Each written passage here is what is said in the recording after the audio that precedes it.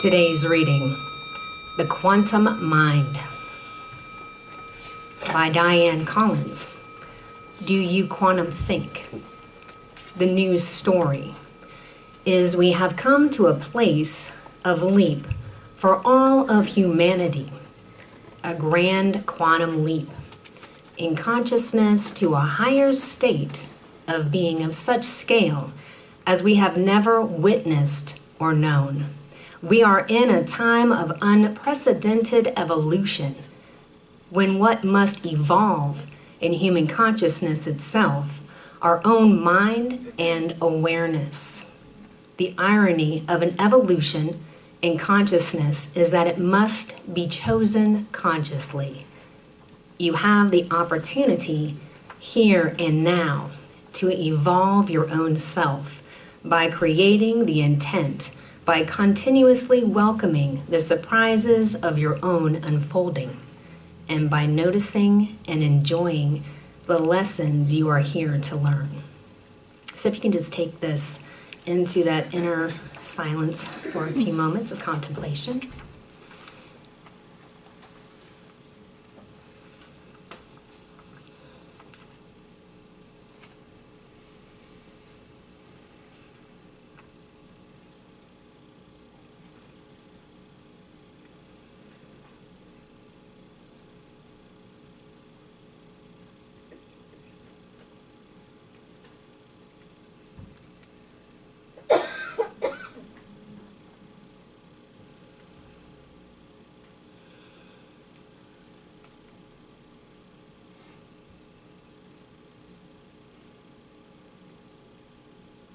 So thank you, Father, Mother, God, Infinite Spirit, as I am just so grateful to be at this place in our own conscious evolution of opening up our mind and our heart and our spirit to a better way of being, a better way of loving, a better way of being on this planet to one another as we are greeting that God with one another right here and right now. And so I know that Spirit is indwelling within every fiber of our being, down to the deepest core of our soul. And with this same energy, I know that it is divinely orchestrating this whole entire service, from the music ministry to the children's church to Reverend Cece. And I know that we are able to take all of these words that we are hearing and applying them into our life. As we are the way showers, we are the consciousness of spirit. We are the ones that continuously change how our life is to be. And together we say, and so it is.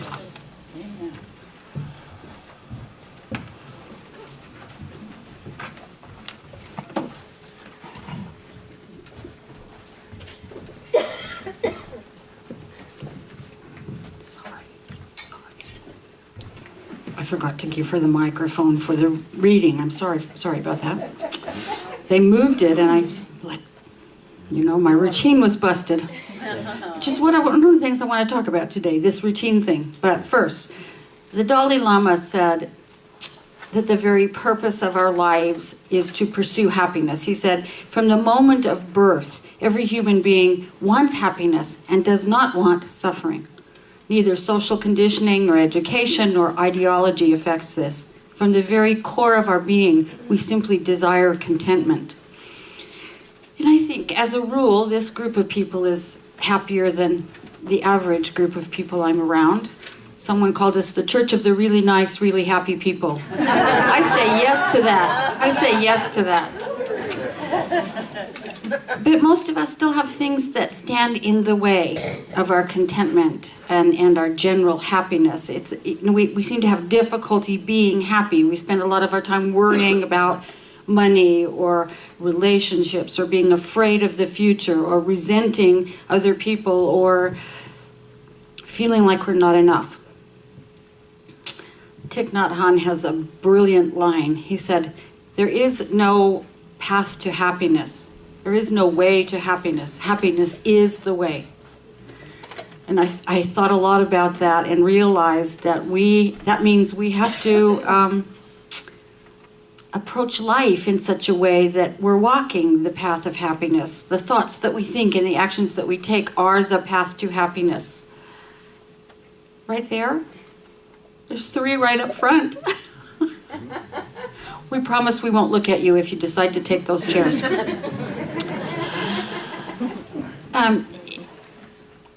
We have to live our lives as the path to happiness. We have to expand our consciousness to create that happy approach to life.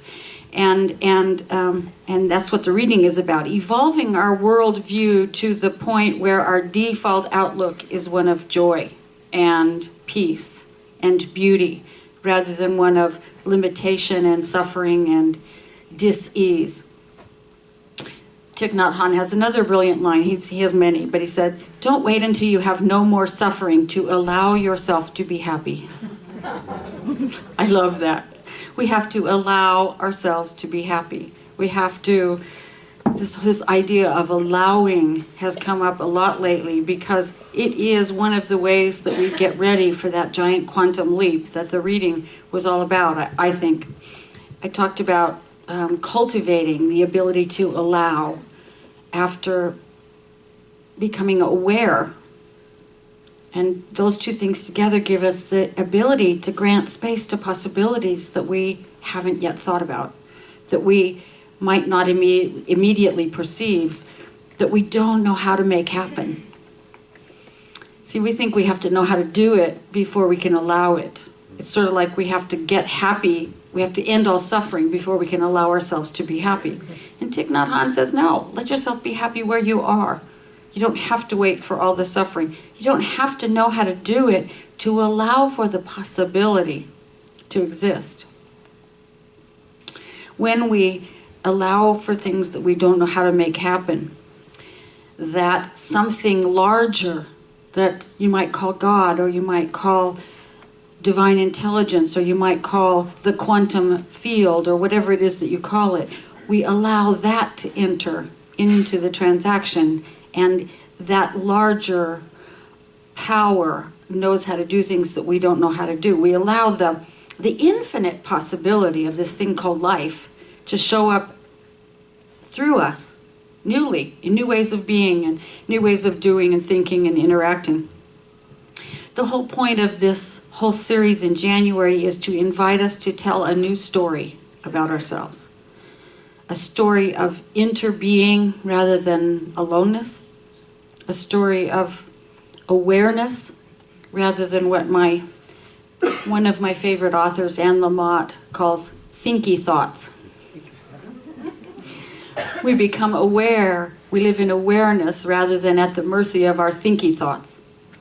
As thinky, Thinky, thinky thoughts. Not stinky, but they are. Most of the time they are. You know, a story of infinite possibility rather than endless repetition.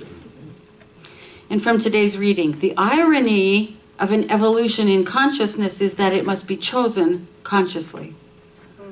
You have the opportunity here and now to evolve your own self, she says, by creating the intent, by continuously welcoming the surprises of your own unfolding, and by noticing and enjoying the lessons you are here to learn. Our founder, Ernest Holmes, said something similar. First, he said that from the moment human beings stood up and realized they could think, compulsory evolution ceased. Compulsory evolution meaning the operation of biological evolution the way it operates. Compulsory evolution ceased. He wrote, evolution has brought humankind to a point of self-expression, and it can do no more for him until he consciously cooperates with it. He also wrote, if there is in life, and there must be, something which causes the evolution of life itself, why should it not follow that there is something within us that causes us to evolve and to progress? And our very problems are merely situations which confront us with the opportunity for greater self-expression. So yeah, we're supposed to enjoy the lessons. We're supposed to enjoy the things we identify as problems. We're supposed to embrace them as opportunities to more fully express ourselves, as opportunities to grow and learn and evolve. And that is the view that invites contentment. That is the view that invites contentment. It's part of a new story about ourselves. The idea that problems are problematic and that situations that show up as lessons have to be painful and traumatic, that is an idea we learned from our culture. Somebody a long time ago put into the culture the idea that life is supposed to be all good and no bad. Well, depending on your view, that's true. But life without lessons is total stagnation. That's like you lie on the couch with the remote control and all you ever get is one station and one program. It's worse than Groundhog Day. Because it would be like, I don't know, what's the worst show on television? I guess that's really subjective, isn't it? So whatever show it is that you detest over and over and over again and nothing else ever comes on. Life without progress and growth is stagnation.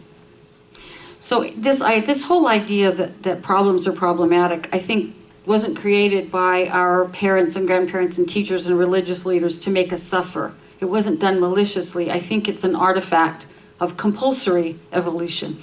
It's an artifact of our little teeny tiny fragile mammalian ancestors who had to be aware of scents and rustlings and vibrations that might signal danger.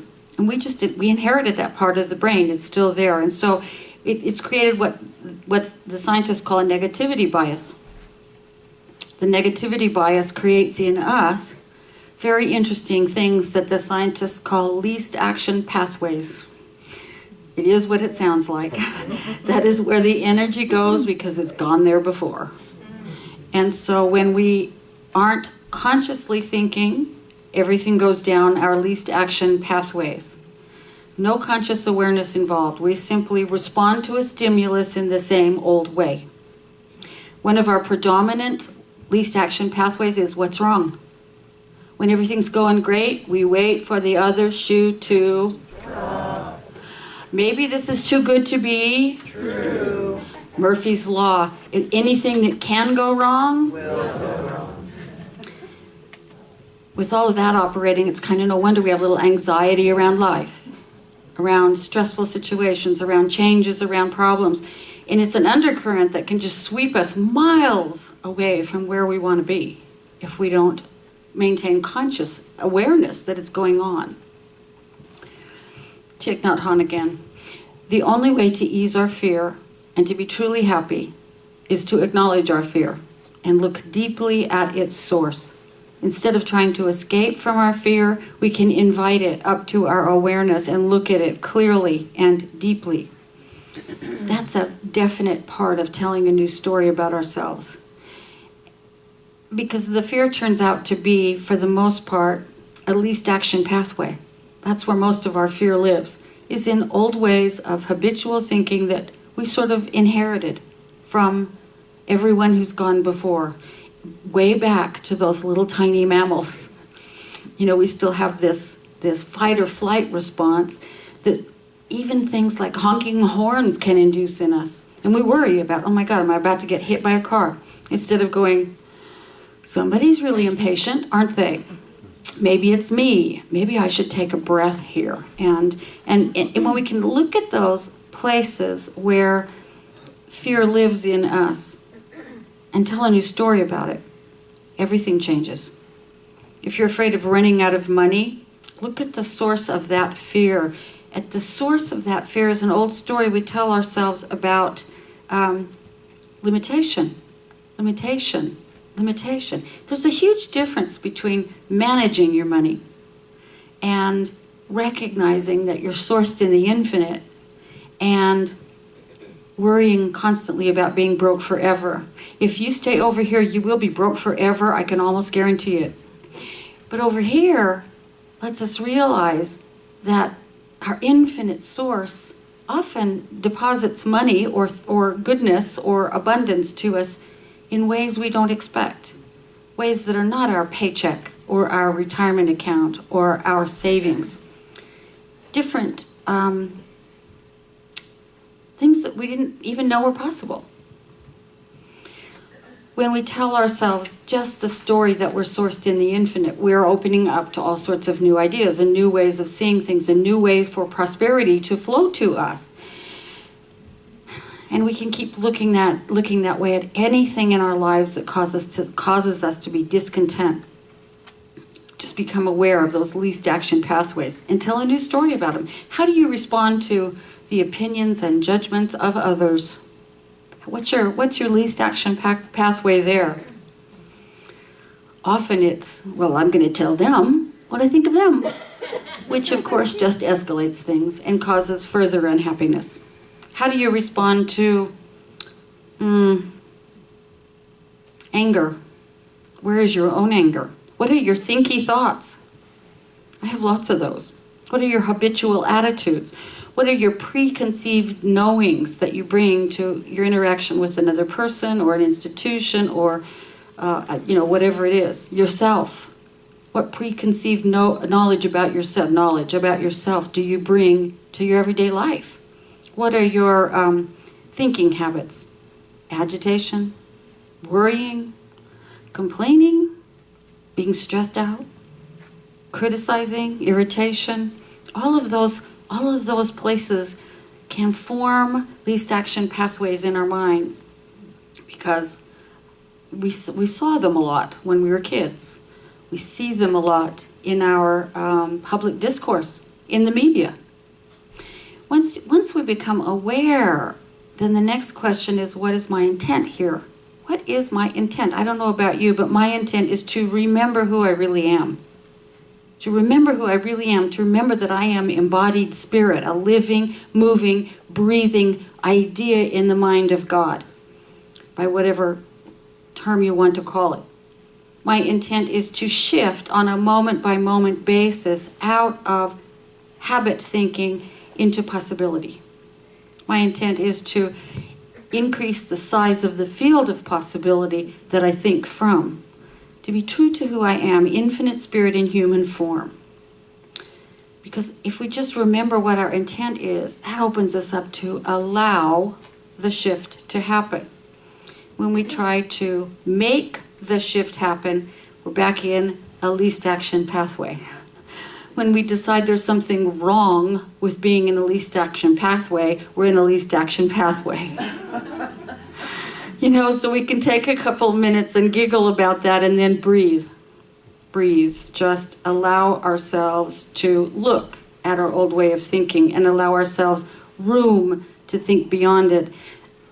They're gentle ways to increase our awareness. Thich Nhat Hanh was full of them in my world this week. He said, from time to time, to remind ourselves to relax and be peaceful, we may wish to set aside some time for a retreat, a day of mindfulness, when we can walk slowly, smile, drink tea with a friend, enjoy being together as if we are the happiest people on earth. And you know what happens when we do that? We are the happiest people on earth during that time. A moment of that kind of mindfulness gives us a moment of pure happiness. An hour of that kind of mindfulness gives us an hour of pure happiness. And a day gives us a day, and pretty soon it's a lifetime habit of allowing mindfulness of our state of awareness, mindfulness of our state of allowing, mindfulness to ask, what is my intent here, is the path of happiness. It is the path of happiness. It's the path of real freedom, which I think is the underlying foundation of happiness. Because until we claim our absolute freedom as embodiments of life itself, we stay trapped in those least action pathways. And when we become aware of them and allow ourselves to see beyond them and stay conscious of our intent, what happens is the spiral of life pulls us upward and outward into a bigger state of being. That's the way the universe works. It's always moving upward and outward, and it will pull us if we just stop resisting it with all those thinky thoughts we have. It will happen, because in the field of infinite possibility, that's what's always happening, is that everything is expanding and evolving into something greater. The spiral of life is like that. So it's our nature. It's our nature. It's our nature to ask what is possible, and how can this work for all of us, and what is my next step towards a more beautiful life. That is our real nature, I think. Our real nature is to look at the things we call problems or lessons and say, what's possible here? And how can I make this work for all concerned? And it's our nature to see that we don't have to compromise. If the field is infinite, why would we compromise? Why would we compromise? When there is always another way of seeing, of thinking, of being, of doing, that satisfies everybody, all concerned. When part of our intent is to do what is most efficacious, meaning what works the best for everyone, it just shows up. It will appear. We will be pulled by that spiral of life into a greater solution, into a more prosperous life, into a more loving life. So in short, how to be happy? Be aware. Be aware of your least action pathways. When you see yourself heading down there, just say, oh, isn't this interesting? I think I'm going to instead step into possibility and make it my intent to see the pathways, and make it my intent instead to evolve and expand and to root myself in infinite possibility. Make it your intent to choose that which works best for all creation. Thank you, Bear. He says yes. Make it your choice. Choose to allow possibility to pull you into that state of contentment, of smiling, of drinking tea with a friend, of walking in peace, of joy. So let's just imagine for a moment, as we move into affirmative prayer together, just imagine being in that state of contentment, of peace, of joy, of utter happiness, of infinite possibility. Because that thing that we call God or Spirit or Creator or infinite field is just that, all possibility. It is the very source of life itself. It is the thing that continues to make the universe expand and evolve. It is that which created the universe in the beginning and continues to be the glue, the fabric that holds it together, that net in which we live. And we are absolutely one with it, part of it. It is all that we are and so much more. And as I just acknowledge this truth, I know that that universe lives in me with its power and its creativity and its absolute expansive nature into joy, into greater ways of being. All of that is right where I am. And because of that, it is in everyone here, everyone, everywhere. I am just a thread, a simple thread in this glorious web of life. Are all just drops within a stream flowing towards an ocean of light. We may forget where we come from. We may forget where we're going to. I might not see that you're a reflection of me as much as I'm a reflection of you. So right now I know for each one of us that we are acutely aware of every time we step out of awareness, out of consciousness into those pathways of least resistance, and that we simply choose with gentleness and with grace and with ease to instead know infinite possibility for ourselves, live from infinite freedom, and allow ourselves to be pulled forward into things that we cannot yet even imagine, greater ways of living and loving and being and expressing ourselves, greater ways of living in abundance and peace and health and love and joy, greater ways of answering that call of our deepest self to move towards that quantum leap into oneness with all that is. I am just a seed, a blessed seed with eternity unfolding in me, and I pray that as I grow, I will reveal the love that illuminates my soul.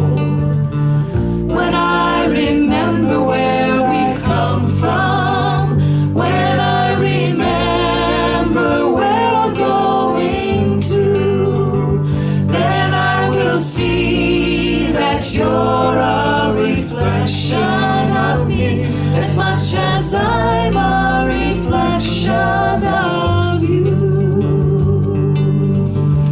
And for all of this, I just say thank you. I say thank you for the support that we give each other in this awareness, in this expanding, in this allowing, in this leaping.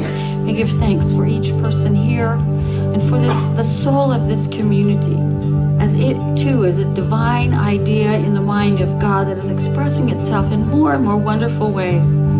So I just say thank you, thank you.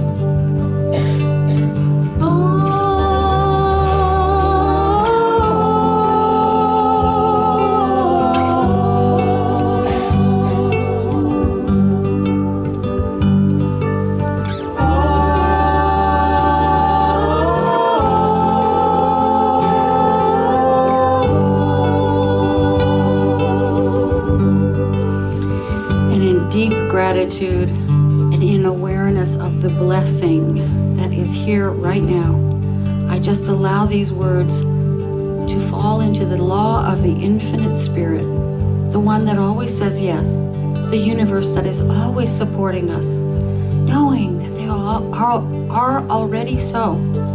And we say together, and so it is. This is my simple prayer. May I become a reflection of the infinite one. This is my simple prayer. May I become a reflection of the infinite one. This is my simple prayer. May I become a reflection of the infinite one. This is my simple prayer. May I become a reflection of the infinite one.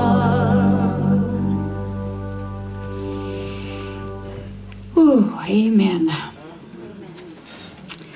So now we have an opportunity to support our center, but also to simply be grateful, become aware of our own gratitude for all of the blessings in our lives. So I invite you to just allow yourself to be grateful for all of those wonderful things that you see in your life on a day-to-day basis, all of those things that come to us in special moments. And as the basket passes, as you touch it, whether you're able to contribute or not, would you please bless it, bless the abundance of this community, so that we may continue to do our work and to grow and to expand and to evolve as we are being called to evolve. And let's affirm together. Gratefully I give with an attitude of abundance. Gratefully I give with an attitude of abundance. I know that as I give, so do I receive. I know that as I give, so do I receive. And so it is.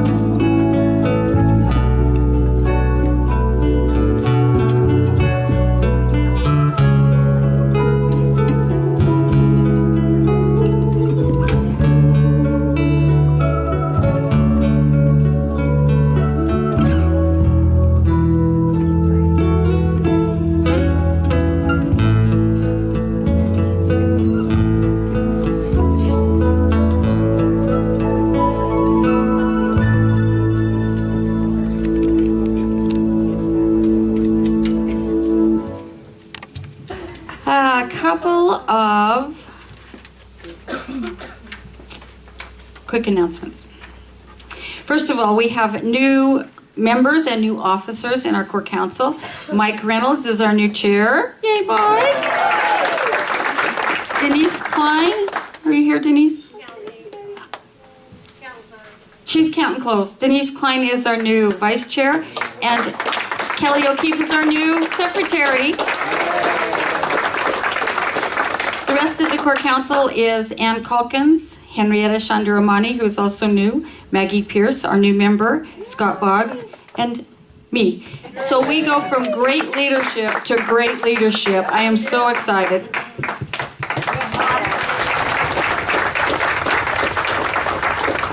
And I want to thank again Keith Gunderklein and Ken Spears for their years of service. They've been fabulous. So hold on to your hats, ladies and gentlemen, because we are off to a rocking start. If you're interested in joining the social committee to help plan and create fun events for the community, they will be meeting shortly at 12:15 in the community room, which is all the way in the back. So we have soup in the social hall. You can go and grab some soup and head all the way back for that meeting at 12:15. They would love to have you, I'm sure, because the more people that get together planning events, the more events we have and the more fun they are. So on January 20th, that's the deadline for advertising space in our next community newsletter. That's the one that goes out to like 450 businesses and places around the valley. If you want to advertise your business or service, you can contact Clara in the office, or she's right there. Talk to her. She has her hand up. The deadline for articles for that newsletter is January 26th, which means I better get on the stick. But if you would like to submit an article, please do it by that date, and you can send it to Clara again. And speaking of the social committee, mark your calendars now. February 6th is our winter dance party. It's always really fun. We have line dancing and dance instruction and all sorts of other wonderful, crazy stuff going on. Please sign up through Kroger and Dorothy Lane to support the center. The blue sheet in your bulletin gives information on that, and you can also sign up by phone or online at Kroger, and you can sign up online or through the form that's over on the table for Dorothy Lane Market. And what happens is every time you buy groceries, they go ka-ching, and eventually at the end of the year they send us a check, which is a wonderful thing. It's a work-free way to help support the center. And if you are one of those people who loves plants and can't bear to see them wither and die, take one of those poinsettias home, will you? Or 2 or 3, because otherwise around here they just sort of curl up and, and we send them out to the poinsettia graveyard. So if you love to save plants, there's your chance. The only other thing I wanted to say, I think, let me find my page, is, exactly, if you would like prayer after the service for anything at all, just see one of the ladies in the blue or teal or white or teal shawls. They are licensed prayer practitioners, and that means that they've worked for a lot of years to be able to cut through the least action pathway and the appearances and the circumstances to the spiritual truth. And so all you have to do is walk up and say, I'd like prayer, and they will take it from there. You can also leave a written prayer request in the prayer chest back there. They pick those up and pray on them during the week. You can call us. The prayer line number is on the back of your bulletin. You can also go to our website and do an electronic prayer request. We believe in it, and so we make it available to you in lots of ways. The rest of the kids are still in the back, right? Okay. I guess then it's time for our closing affirmation. And after that, I am a light. It's page 1 of the music book. Yeah, we're doing the bookends today. So stand up, let's do our closing affirmation and then sing, I am a light. And don't forget we have soup in the social hall. Soup inside. The wholeness of the universe is seeking expression through me. The wholeness of the universe is seeking expression through me. Its nature is goodness, truth, beauty, and wisdom. Its nature is goodness, truth, beauty, and wisdom. I allow it to shine through me today and always. I allow it to shine through me today and always. And so it is. And so it is. Have a truly fabulous week, everybody.